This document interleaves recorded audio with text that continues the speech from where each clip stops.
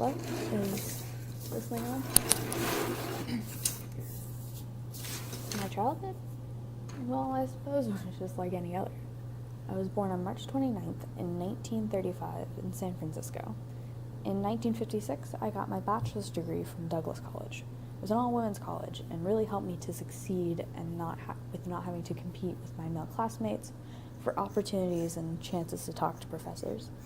In middle and elementary school, I was often overlooked or not seen as important or could do the work as well, but this all-female college really helped me in eventually getting my PhD from NYU in 1973.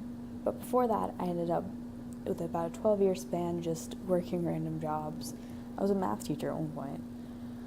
But after I got my PhD, I went to teach for 2 decades at the University of Delaware, and up until recently, I was teaching at UCLA.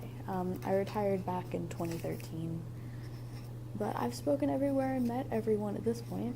I did spend a lot of time bit overseas in the 90s, from Amsterdam to Costa Rica.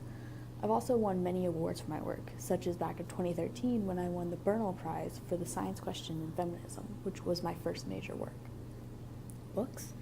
Yeah, I've written about 15. The science question in feminism was my first major work, published back in the 1980s. From there, my contribution to strong objectivity and standpoint theory has just snowballed. I've published other works, of course, but this issue of women in science still remains my main focus.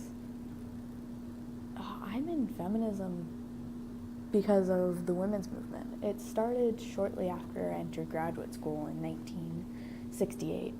My friends working in ethics were writing away about women's rights and abortion rights, and this tremendous energy from this movement pushed social sciences, which I was in, to question the objectivity in these sciences, especially in sciences such as biology. And then I went to conferences to discuss these issues with my colleagues from my perspective as a philosopher. We would sit and we would discuss what we thought from our point of view and then compare. That was a really great time where I learned a lot of my viewpoints on these issues at this time. I've always believed that my activism is in all of the work I do. From teaching to the administrative work, activism's always going to be there. Activism in administrative work looks a lot like creating environments where brilliant and progressive students and faculty can just do what they need to do. My work has been inspired and based in amazing feminist movements, from the fight to LGBT rights to civil rights movements, which kind of came up when I was going into graduate school. You want me to talk about standpoint theory? Well, I've written multiple books on it by this point, but it stems from the ideas of Karl Marx. Basically, people in oppressed classes have access to knowledge that other people do not. Scientists, in their position of power as knowledge creators, do not look at the views and the issues of the oppressed classes. Men, in their position as knowledge producers, doesn't necessarily make them more aware, but they can become more aware and will allow them to make these scientists more equitable towards women. My idea of strong objectivity stems from this, in that we must make science more equal by inquiring from the perspectives of the oppressed classes, such as women and people of color and LGBT people. The science question in feminism is, how can a science apparently so deeply involved in distinctly masculine projects be possibly used for emancipatory ends? Why aren't women in science?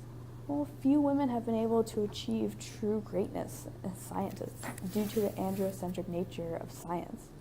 And we have to work to fix these age-old issues of sexism in science fields. The distinctive nature of science was made to be masculine, but we can change it with more women in science and more men understanding their influence as knowledge creators in science.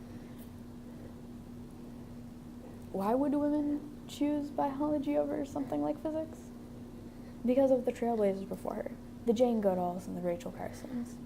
Of the rarity in these science fields, the majority lies in these natural fields. And they should not fault themselves for being drawn to these fields, because we know some scientists are fundamentally rooted in masculinity and their language and their creation, such as these harder sciences such as physics.